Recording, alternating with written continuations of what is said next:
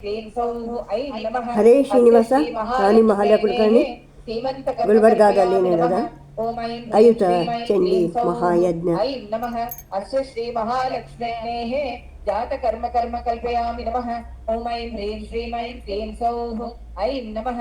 अस्य श्री महालक्ष्म्याः श्री चंडिका महालक्ष्मी नाम्ना नामकरण कर्म कल्पयामि नमः। ओम ऐं ह्रीं श्रीं ऐं क्लीं सौः ऐं नमः। श्री चंडिकाग्नेः अन्नप्राशन कर्म कल्पयामि नमः। ओम ऐं ह्रीं श्रीं ऐं क्लीं सौः ऐं नमः।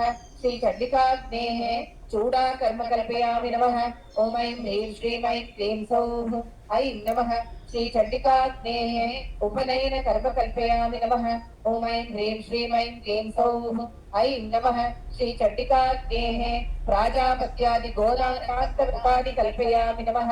ओम ऐं ह्रीं श्रीं ऐं क्लीं सौः ऐं नमः। श्री चंडिकाग्नेः विवाह कर्म कल्पयामि नमः। ततः सामान्याध्योदकेन परिषिज्य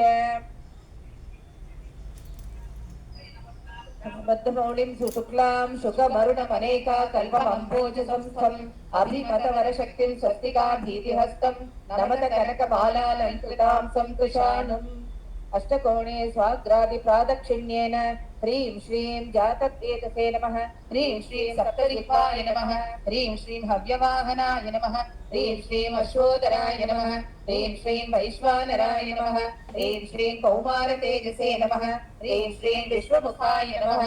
हस्तं नमत कनकमालालङ्कृतां संकृशानुम् अष्टकोणे स्वाग्रादिप्रादक्षिण्येन ह्रीं श्रीं जातवेदसे नमः।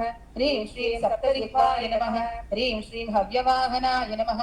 ह्रीं श्रीं अश्वोदराय नमः। ह्रीं श्रीं वैश्वानराय नमः। ह्रीं श्रीं कौमारतेजसे नमः। ह्रीं श्रीं विश्वमुखाय नमः। ह्रीं श्रीं देवमुखाय नमः।